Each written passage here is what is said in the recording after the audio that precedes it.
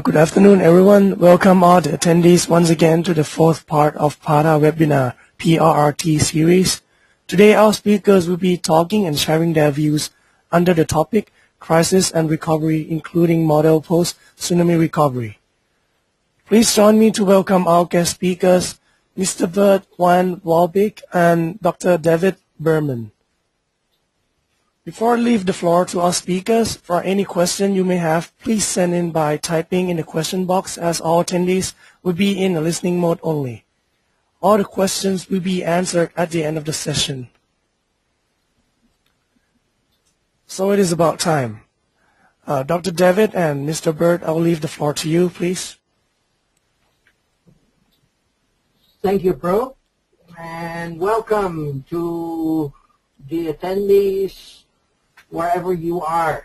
And actually, both David and I would love to hear one of these days, where in the world are you listening to this, and if this is useful or not, because sadly this is not a two-way communication, it is very much a one-way communication with some questions at the end.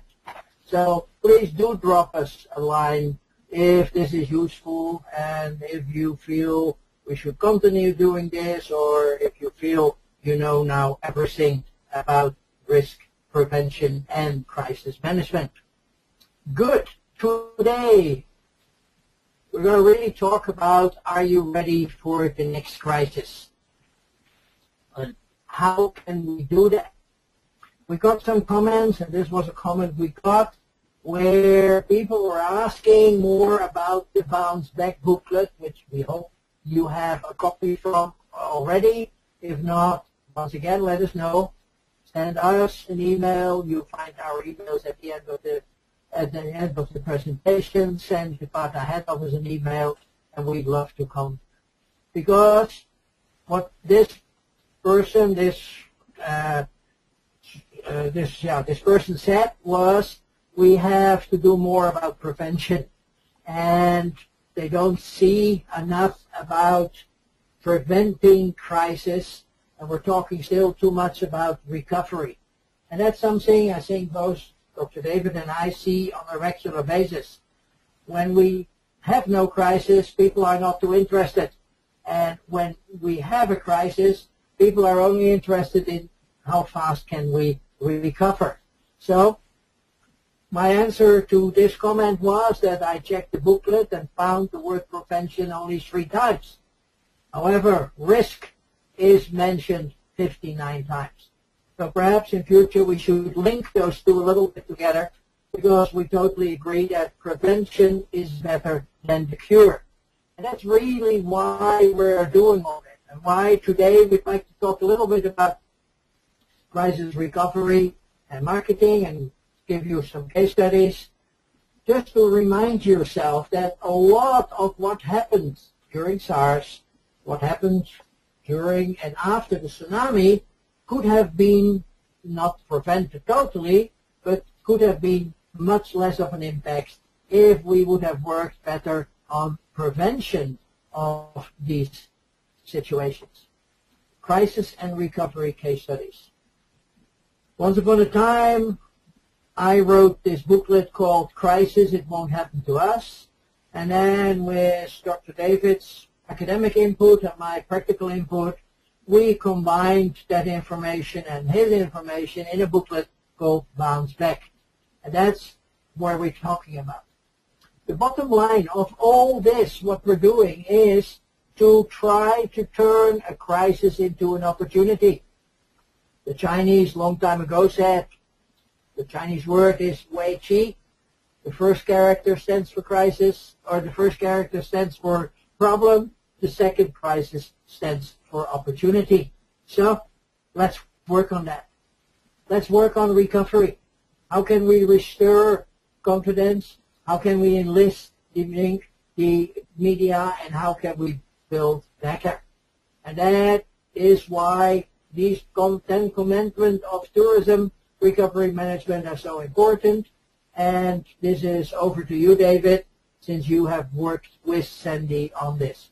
Thank you very much indeed, Bert, and good evening to, or good afternoon if you're in Thailand and Southeast Asia, and good evening from me here in Sydney. Sandy Holway was the organiser of the Sydney Olympics in 2000, but also too he made a great name as a tourism recovery expert. He was involved in a lot of different recovery projects from crises here in Australia. Notably after the bushfire, the huge bushfire which damaged a lot of the capital of Australia, Canberra, and also after some cyclones in North Queensland.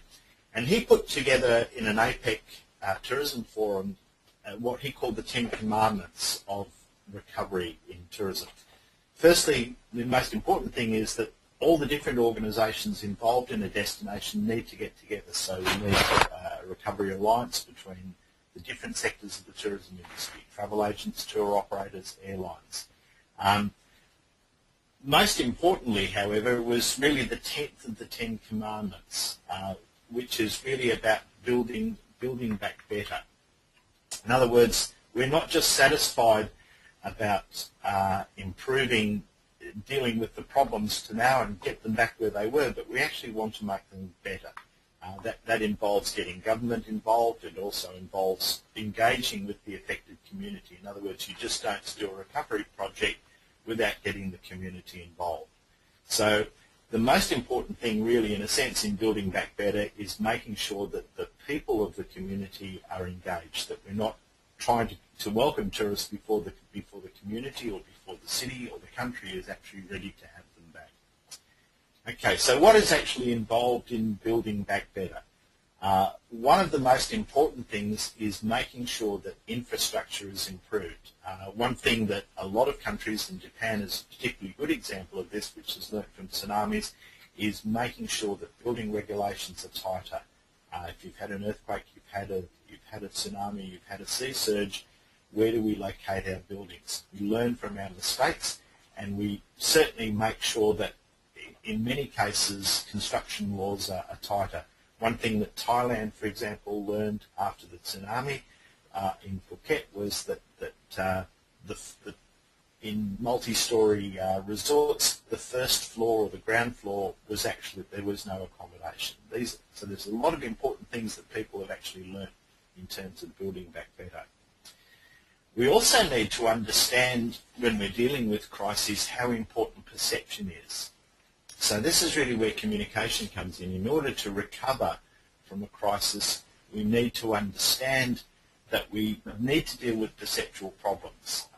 In recent examples in the South Pacific and in Thailand, floods and storms gave us an impression that the whole place was underwater.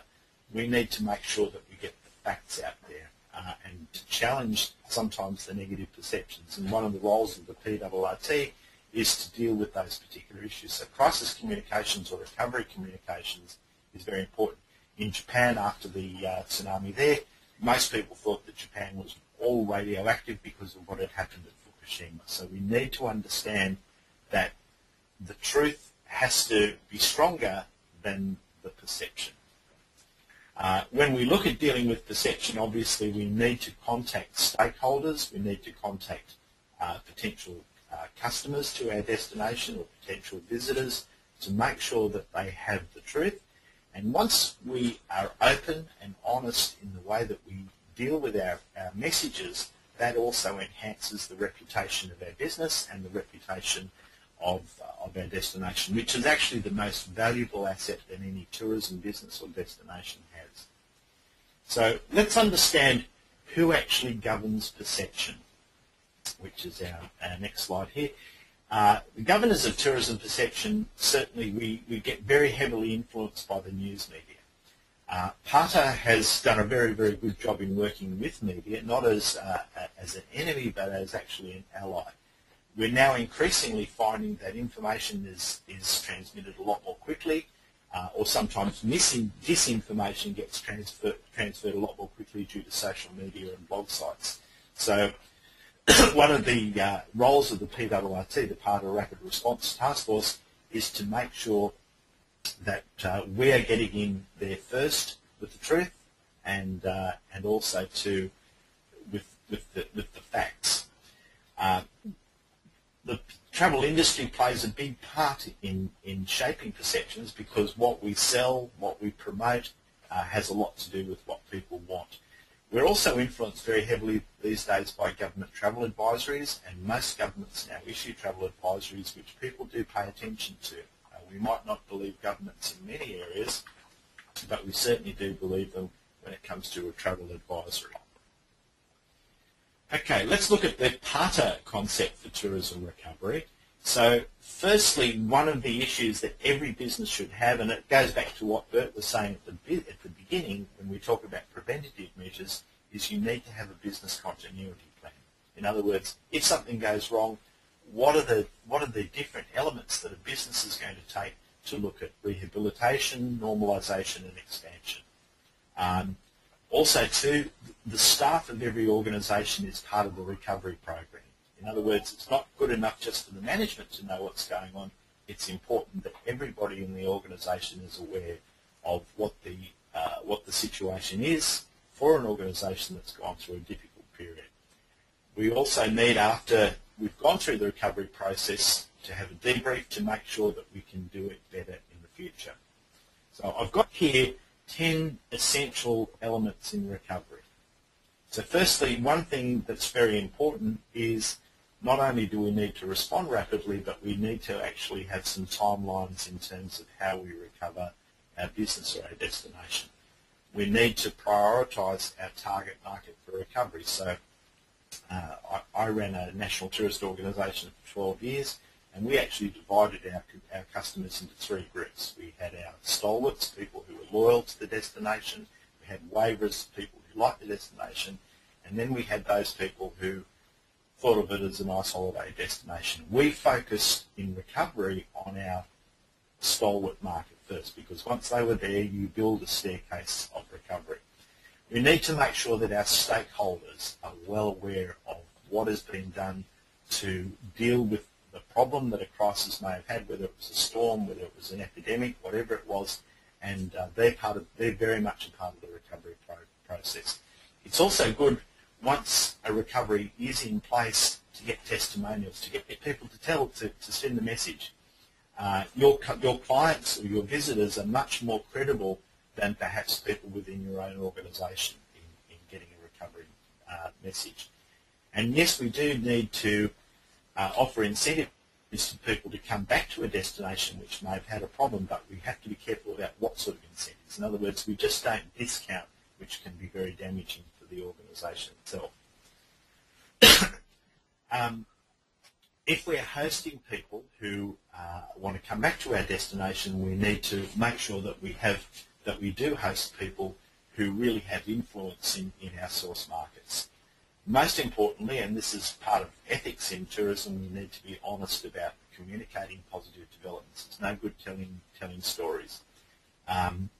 We also need to demonstrate appreciation to the people who are coming to the destination, but critically here is that we need to understand that recovery is very, very much a team effort. Okay, finally, of course, when we're looking at recovery, we need to make sure that once we've gone through the process of restoring a business or a destination after a crisis event, that we do a debrief and we try and learn from what we did right and to learn from what we did wrong, how we can actually do it better. And if we move, as Bert was saying right at the beginning, the Chinese expression for crisis is threat and opportunity. The opportunity of a recovery process and going through a crisis is that we actually are better prepared for the next event which may occur, which might affect our business. Unfortunately, every business is going to have threats that it has to challenge. Okay, when we look at a post-recovery model for tsunamis in particular, we have a number of priorities that we have to deal with in terms of the recovery process. Our first concern naturally has to be victims, their families, and relevant authorities. So before we start going out to the market and saying that come on back, we need to make sure that we're concerned with the victims. And we've noticed this in whether we talk about the Indian Ocean tsunami of 2004, the Samoan tsunami of 2009, or the Japanese tsunami of 2011. The same thing is that the number one concern is dealing with the victims first, rescue, treatment, and rehabilitation. Okay, then we need to make sure that our stakeholders are informed and advised about what the situation is, because particularly if it's a crisis that's affected people from multiple countries, you'll need to contact embassies and consulates because they're always going to be concerned about their citizens. In Thailand knows about this very well because when the 2004 tsunami occurred, half the victims were actually international tourists. Okay, so when we look at post-tsunami flood recovery, there are a number of important things that we have to look at. The first thing is that we need to do that businesses in particular and destinations do need to do a cost assessment. How much is it going to cost? What is the budget for that? If we can move to the next slide, we cover all those. We need to look at the impact that an event may have on jobs, revenue and infrastructure. So one thing that every business has to do in terms of being able to engineer a recovery is they need to prepare sufficient funds in hand to deal with a problem. Now, quite often those funds will be augmented by support from governments and from other organisations, rescue organisations, but there certainly needs to be a cost analysis of how much a crisis will cost, and this is an essential part of risk management for organisations. For hotels and resorts in particular, some of the priority lists of issues that need to be addressed in terms of recovery is, firstly, one needs to know about the location conditions of all the registered guests and staff. I mean, one of the reasons that hotels register guests is that should there be a problem, it's easy to identify where they are and to make sure that everybody's all right.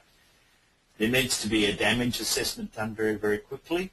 There also needs, but most importantly, is that there needs to be a crisis management team. Again, in order to recover, you've got to be prepared. So preparation for crisis means that there need to be people that within the organisations who are already ready to take on the role of being the crisis management team. Ideally also too, you need one spokesperson giving one consistent message for the organisation. Today, social media provides an opportunity to get messages out to stakeholders very, very quickly indeed. When we look at the primary stakeholders, those stakeholders, because we use that word stakeholders particularly in a crisis situation are guests, staff, next of kin. We also need to make sure that we're communicating with booking agents and wholesalers who may have provided those customers, and we also need to have a very strong relationship with the emergency service organisations, police, fire organisations, rescue services, etc. Generally speaking, for those businesses who are part of a multinational or a multi-business chain, we need to make sure that the head office of the parent organisation is informed. There also needs to be a close relationship between regional and national tourism organisations because they are going to be concerned about what your business is doing. Okay, if we move along, a critical issue is making sure that you are able to communicate with media. Ideally, most businesses who are good in recovery take the initiative in dealing with the media. Rather than wait for the media to contact them with some silly questions, they're already out giving messages to the media very, very quickly. There needs to be also, too, within the organisation, a very consistent line. It's no good the CEO of a company saying everything's all right when a junior member of staff talks to the media and says, well, we're actually going through a terrible time. So we need consistency. The other thing which is important is that while the message has to be honest, we have to also be very careful if there's been a problem which may have been caused within the organisation to avoid public blame and recriminations. So we need to be particularly the spokespeople who are dealing with the media, need to be trained in how they get their message across. It has to be honest, but it also, too, has to be positive. The question about when one times a post-recovery, a post-tsunami or a post-disaster recovery. Obviously, the first thing that needs to be done is that either the destination or the business needs to be ready. So we don't always start recovery immediately. We don't have a place that was drowned by a tsunami or a flood. All of a sudden, the next day is saying, okay, everything's all right, you can all come back here. So we need to time it when, in accordance with when the business or whether the destination is ready. Very important thing which I put here in yellow is to isolate the areas that have been affected. Quite often when, and Thailand of course is very well aware of this with its floods in 2011, there was a perception out there that all of Thailand was underwater. The fact of the matter is many places were quite okay and quite easy to visit. So we need to identify where the problems were and to identify it within the wider context. That's important for any business or destination. We also too, of course, have to be very sensitive for not only the victims but also to people who have been affected in the local community. So key issue in terms of timing is when that business, that region or that destination is ready for people to come back. Okay, a few pointers really for cruise and tour operators. When a destination's been affected by a natural disaster or a terrorism incident or some other or political instability such as Egypt right now, is that tour operators and airlines need to be flexible about their cancellation and change policies. People often, when bad things are happening, they want to get out. You don't want your current clients, who could be your future clients, paying extra fares. Certainly tour operators and airlines can offer alternative destinations to people who have been booked in a disaster zone. It's certainly a thing that happens here in Australia that when there has been a disaster affecting Australian travellers in any particular country, but generally speaking, the principals, the airlines, the tour operators and the travel agents will get together and work out a strategy to ensure that it causes minimum inconvenience for people who are affected by that crisis. And it's important, of course, to clearly communicate that. Okay. I'll hand back to Bert, who will talk about one of the great success stories of PATA. And I'll hand over to you because Project Phoenix was a great PATA success story in dealing with recovery. Thank you, David. Yes, definitely. Timing the commencement of recovery marketing is a major point. But that doesn't mean that during a crisis already people should be making plans. I give you an example. During the 2008 earthquake in Sichuan, and we, the PATA people, were in Sichuan about a week after the earthquake and had a brainstorm with the tourism industry to come up with recovery planning. Are you still alive, David? Hello?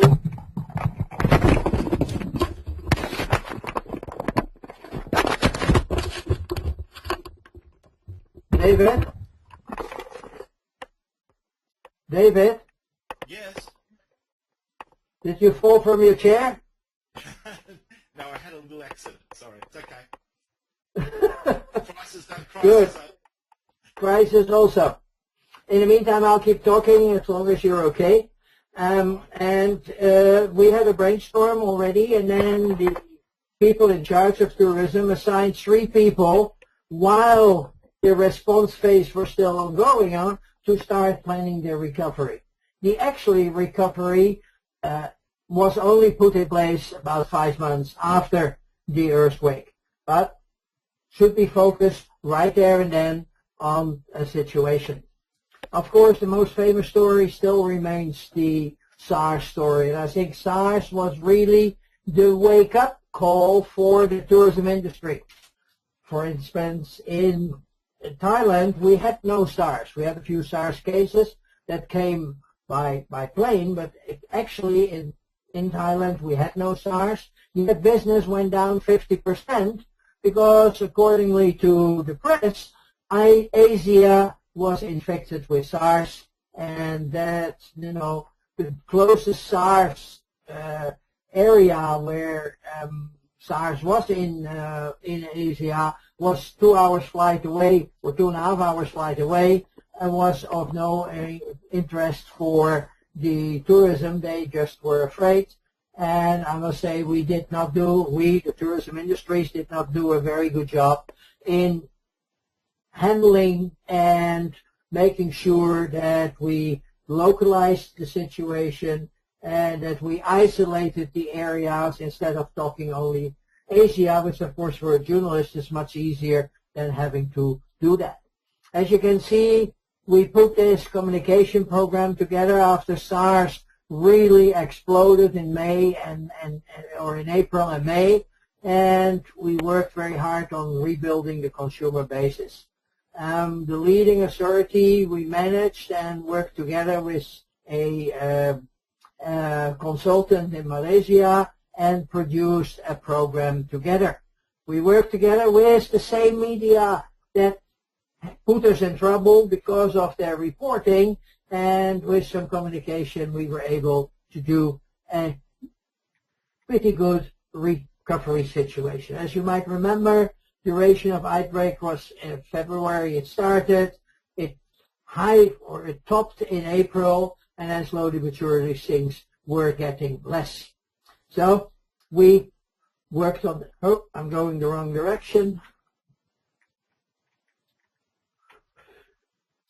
The spread of SARS in Asia was observed the late 2002, but it was basically put under the carpet, and only when it was transferred to places in Hong Kong and Singapore, it became a major case. And it definitely became a major case when, because of people flying from Hong Kong to Canada, also in Toronto, it became a little epidemic. And in general, as you can see again, the modern travel, 24 different countries had that. In total, we had 8,800 SARS cases, and we had, sadly, 775 people that died. What is actually behind this figure is that a lot of people that got SARS were sick already. And, of course, we cannot diminish the situation, but SARS was just the last drop in the bucket for some of those people. And most cases came there. So, what about it now? Well, the SARS virus is still there, and we still have to look at that. And it can come back. As you can see on this map, SARS was not in Asia, and as you can see, by June, the cases were down to nearly zero.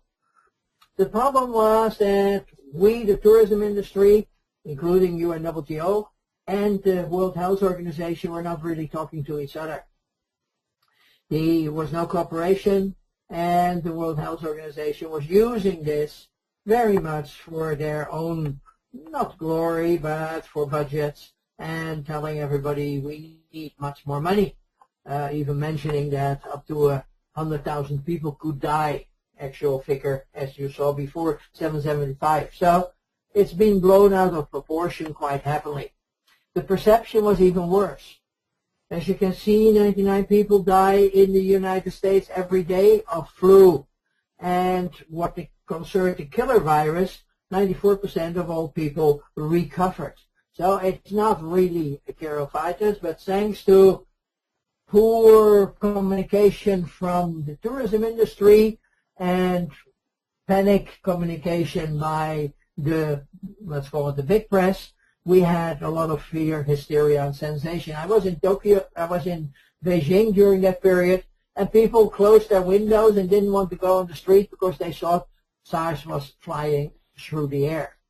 The chances of getting SARS were very small, and as of today, the same, of course, applies. The chance that you can get hurt by SARS versus falling down or drowning are a difference of day and night. So we have to learn to work with that. We have to talk to each other. We have to alert to each other and slowly but surely recover. As you can see, 12 million tourists stayed away from Asia in the second quarter, and that SARS chart in the bottom is showing you an impact of SARS on the economy in Hong Kong. So it is a big, and it could have been much less if we would have encountered these myths a little bit stronger. It was definitely not a pandemic. A pandemic is a whole series of countries being infected one way or another. It was not easily transmittable, and it was curable. So where were we? And to be honest, we were not doing a good job, and we had to learn our lessons after that was over. That's why we started doing that, and that's why we slowly but surely, and I mean PATA, started telling these people this kind of cases. Thailand, 9 cases. Philippines, 64 cases. Malaysia, 4 cases. And look at the loss of tourism, 200 million tourists less that person. So we have to work on telling people stories. We have to how to prevent, how to use, and what to do. And all this was a case study, or still a case study, on basically if we get the next, how can we do it much better? That's why we started to fight back a little bit with this project. And we are now still fighting back if you want to. We have much stronger alliances with government tourism marketing people. We are talking with the United Nations people. We are talking with all kinds of other government, even with the Red Cross. And we all will work together much more powerful in the next crisis to come. Toronto gets the prize for the fastest and the best reaction. The day after they discovered SARS in Toronto, they started this website, Toronto You Bring Here, and they attacked their specifically conference and exhibition bookings, flew all over mainly the States or North America to make sure this was not, their events were not being canceled, and they did a very good job. We learned a lot also what Singapore did in those days. They had the same problem as I mentioned in Beijing. People didn't want to go on the street. So all the bars and all the cinemas were empty. So they started for the local, this step out, and for the international community, together with the private industry, started this Singapore Can Laugh.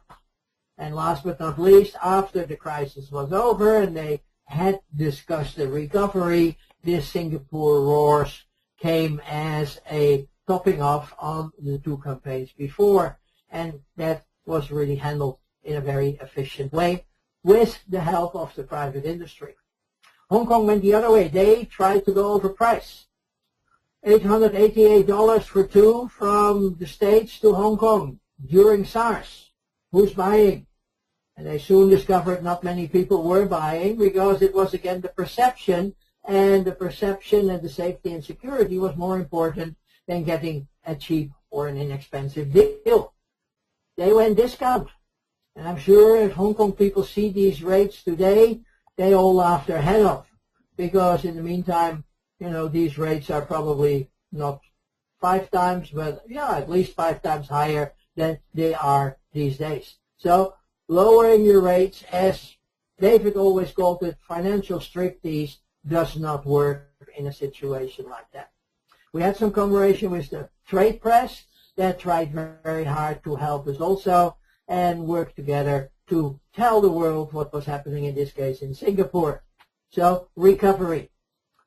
Because of these actions, Singapore was the first one to see recovery very fast. Then Bangkok came, or Hong Kong came later, and both worked very hard in reimagination campaigns. All Southeast Asian destinations returned to growth by March 2004, and unfortunately Bangkok, the recovery of this situation was still a lot to be learned and to be done, which in the meantime we are getting better in. So, key issues, perception. And that's with every crisis. Wherever you are and wherever you have a crisis, it's the perception. The media, are we working with them or are we fighting with them?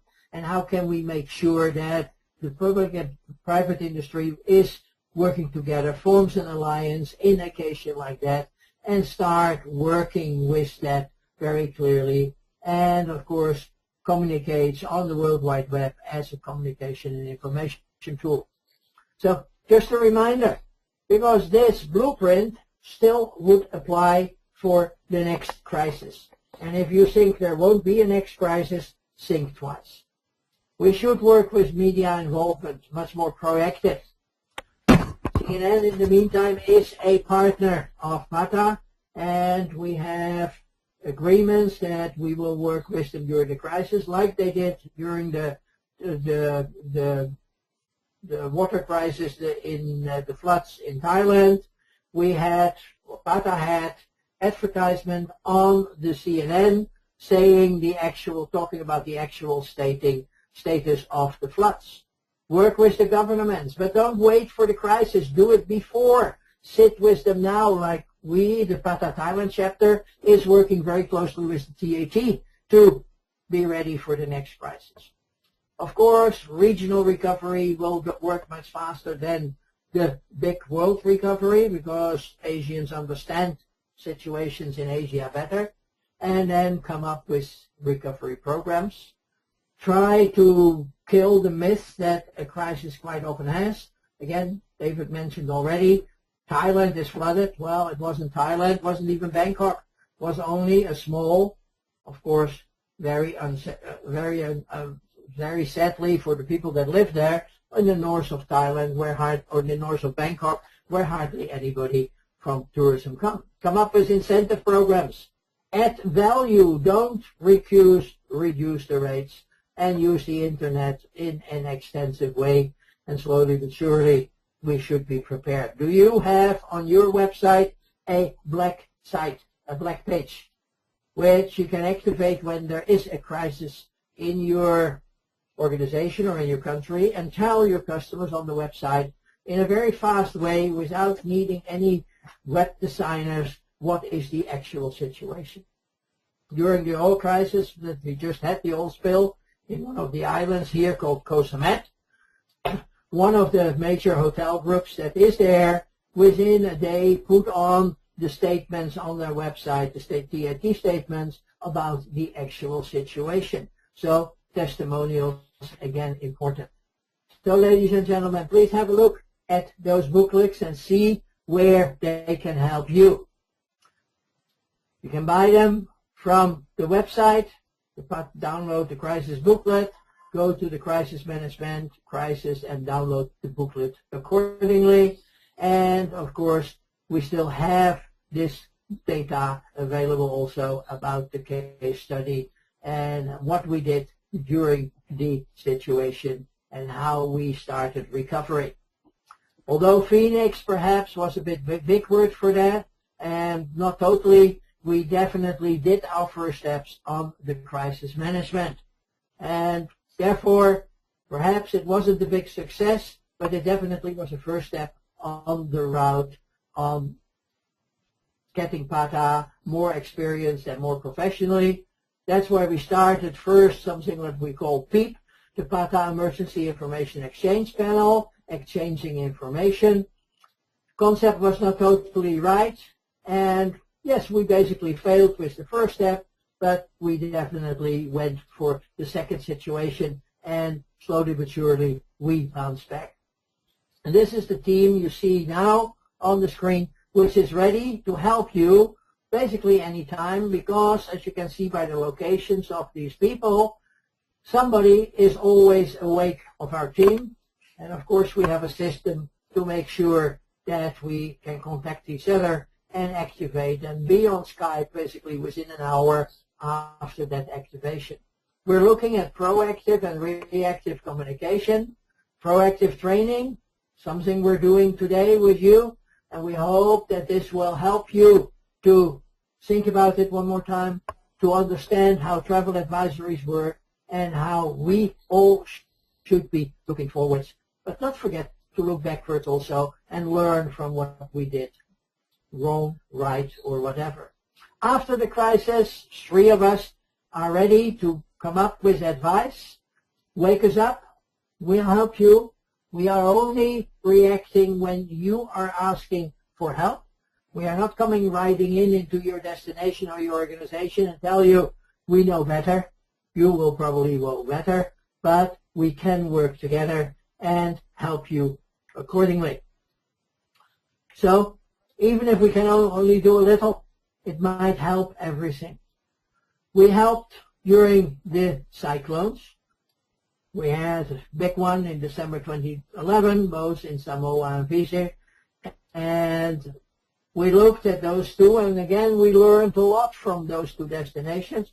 One of them did a great handling, warning in time, telling all the stakeholders, which of course was the typhoon is the nice thing, or the cyclone, you know it's coming, and you can prepare yourself.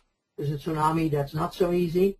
Clear the right time status report so everybody knew what was happening, and of course they sat together and worked on the recovery right after that. Sadly, that's not always the case. We also see cases where the communication between stakeholders is very poorly, the lack of information, and people do not really communicate what is working, what's not working. Is it safe to come back or is it not safe to come back? And of course then telling the people it is safe and please come back. One of the latest cases we helped was in Guam, which is an island in the middle of the Pacific, basically supported by tourism, and tourism mainly from Japan. Their international visitor guidelines is getting better and better, and with the help of PATA Empower, you can see this for yourself. And sadly, they had an incident on February 12th where somebody, let's call them deranged, had a problem, started attacking people, then took a car, drove into a supermarket, jumped out of the car, and started knifing people. And of course, for a situation like that, in a quiet and peaceful environment like Guam, that became a big crisis. We were warned by an email that we got from our director in the Asia Pacific, who wrote to the director of marketing and a PATA member in Guam, and of course said, oh my God, Pilar, this is terrible, my thoughts are well there. And then he wrote the PRTT this message, you may not be aware, but it's a small community and it's very important. Can we assist them?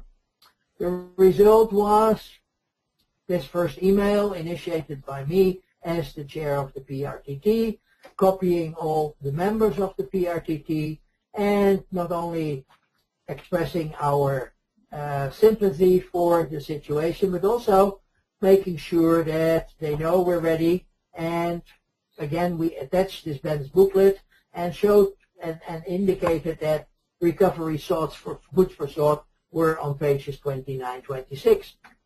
That then became a major communication, and I won't go into all the details, between the PATA PRTT and the people in the Guam Visitor Bureau, and we came up with a plan. We copied our member in Japan, and he then copied the Japanese trade press, and slowly but surely we worked for about 24 hours getting together, and we also discussed how much action we should take.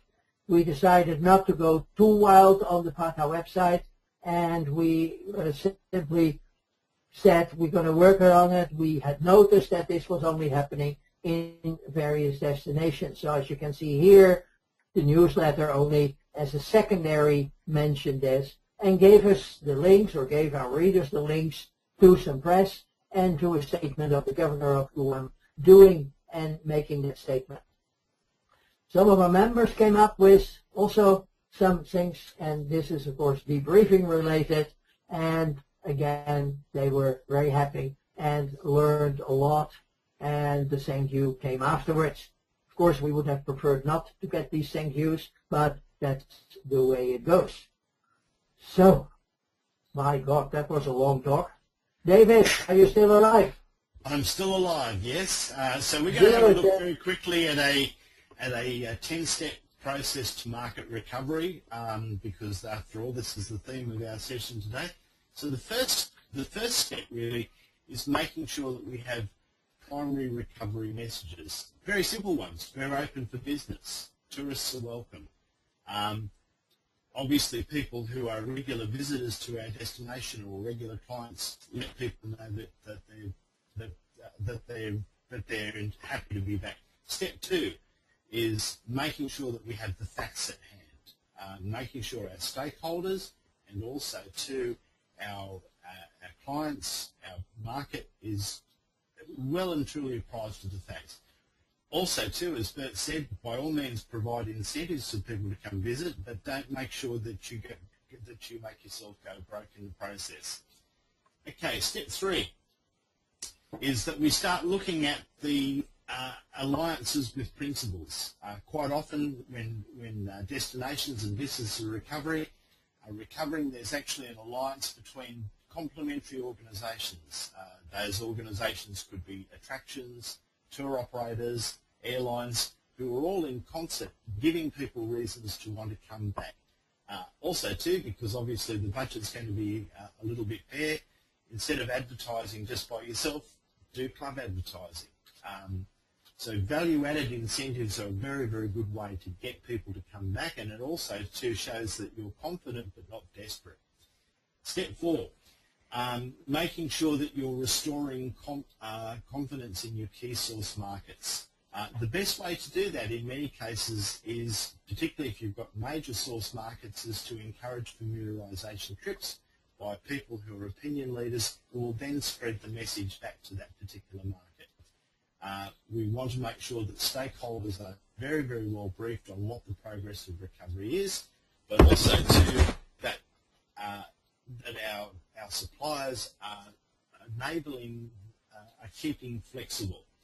Okay, step 5, we've had some very successful examples within the Asia Pacific region of alliance recovery organisations. In Fiji, we have the Tourism Action Group, which mobilises whenever there's been a crisis event in Fiji, either a coup or a hurricane. In Thailand has become one of the great experts in the Asia Pacific area in recovering from all sorts of events, whether they were the tsunami in 2004 or the political instability 2009, 2010. And floods in 2011. Christchurch, where I was actually earlier this year in New Zealand, has a wonderful recovery alliance between the Regional Tourism Authority, Tourism New Zealand, and also with the hotels and the tourism industry. In Japan, the tourism industry in all of its different sectors have recovered very strongly to engineer a recovery after the earthquake and the earthquake, tsunami, and the radiation crisis. So alliances really do work a great deal. Step number 6 is when you're trying to make sure that when you're having a recovery, is that the recovery incentives have to be financially sustainable. Don't fall for the trap that so many destinations have of dropping your prices by 50%, as I've mentioned, Bert mentioned. Don't do the financial striptease. Make it worth people's whiles to come, but also do be very careful of your bottom line. Step number 7. One of the elements of the crisis management, of course, is that crisis is both danger and opportunity. And one of the opportunities that you have after a crisis event is to re-image and remarket your destination. Bert's given some examples after SARS of the Singapore Roars campaign, recovery campaigns in other countries, which has been an opportunity for people to look at a country or a destination in a very, very fresh way. Certainly, the focus needs to be that you're developing a better future.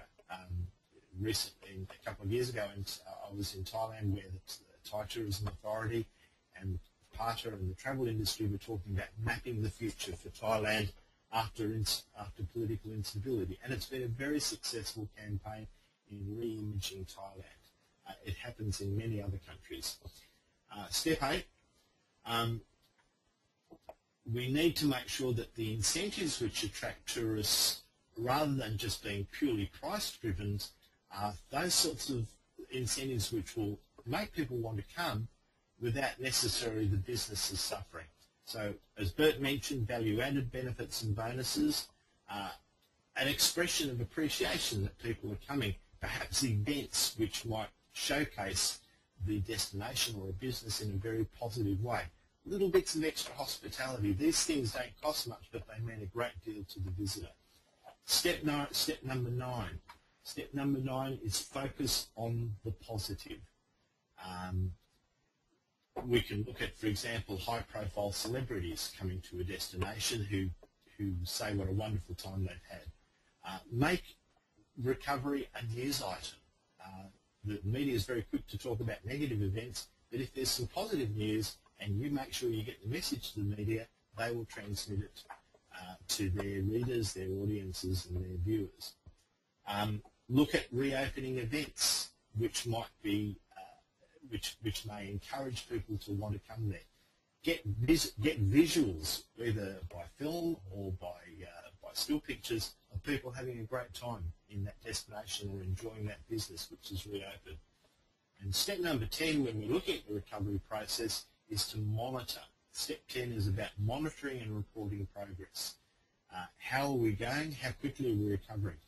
It was very interesting, because Bert was talking about SARS, that generally throughout Southeast Asia, most destinations and most businesses recovered within 6 months. And what we're finding now, as we get better at recovery, as our alliances improve, those recovery times from crisis events are actually shortening. It is possible to recover very, very quickly. So when we look at the 10-step process of market recovery, which is our next slide here, the greatest challenge of post-crisis marketing recovery is to make the recovery as big a story as the crisis itself. That's really the big challenge. We need to make sure that when the recovery is in process, that the business is actually better or the destination is better than it once was. We've seen this actually happening in a lot of places in my own country after a terrible incident that occurred in Tasmania in 1996. Tasmania was actually marketed to be bigger and better than it was before. And then the final bottom line, I guess, is when we're dealing with recovery is to look at what the elements in successful recovery were. One of the most important elements is making sure that government organisations are part of the solution. Governments play a very important role in not only financing but also in marketing recovery, particularly for destinations. How well is our stakeholder alliance within the travel industry? That's very, very important. And of course, naturally, don't just try and get a message out to everybody. Focus on where the message is going to have the strongest effect, your key source markets. Certainly, dealing with the media properly, re-image and visit and image diversification, and making sure that other people are singing your praises rather than your organisation doing it itself. So clearly, the summary is we look at building back better rather than just review where we're coming from. And I guess the final thing is never give up. That's the really critical message about crisis management, that we're always looking to do it better and also to make sure that each time we've learnt from the last effort so that we have a gradient of improvement. And with that, I would like to thank you very, very much for listening. And you might want to have a look at the date that we have for the next PATA seminar. Interesting date, September 11th. We didn't choose that deliberately, I have to say. So thank you very much from me. And thank you very much from me. And please let me know where you were and listened to this. We would love to hear from you.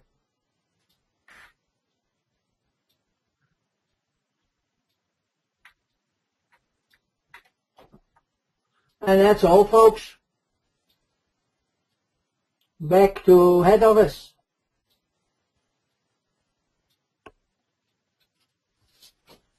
Okay, thank you, Mr. Burt and Dr. David. Please allow me to repeat again. For any question you may have, please send in by typing in the question box. While we are waiting for the questions, speakers, would you two like to add on any further comments to this session? From my end, hopefully I'll leave it up to our audience if they have any particular questions. But we certainly are very pleased. Thank you very much for those of you who did tune in, and I hope you'll come back to the next one. I don't have anything really further to add right now. I'm happy to hand over to my esteemed colleague Bert Van Wolbeck to see if you have any last minute comments. And my last thought is always the same. Expect the unexpected. And don't put your head in the sand. And don't think it won't happen to me. Because time and time again we see that. And just to highlight the oil spill in the Gulf of Thailand, we have been talking about oil spills in the Gulf of Thailand for many years, mainly focused on Koh Samui, the big island in the south, where there's a lot of oil drilling in front of that. And surprise, surprise, it hit one of the smaller islands in a pretty bad way. And we heard the first 2 days nothing else, but we thought this would not happen to us. And again, please, if you think this won't happen to us, then think twice or send me an email, and I will be looking forward to debate with you what could happen to you. And although I'm not a pessimist, I think it is important that we look at those things. So yes, also to those of you that were listening, wherever you are around the world, thank you very much. And once more, we would love to hear from you. Not necessarily yet with questions, but if you have any questions, you can reach both Dr. David and me on these 2 emails that are on your screen now. And the more we can talk to each other, the better we can make the awareness and the preparedness for risk and crisis management. And perhaps one of these days, that might save one life or some more lives. And then all of this was worthwhile. And once again, thank you for joining. Okay, since there's no question, I would like to end today's session. For any question, please email webinar@para.org, and also you could email Dr. David and Mr. Burt. I would like to thank you all speakers, Mr. Burt and Dr. David, for your contribution today. Also, thank you to our attendees for your kind attention.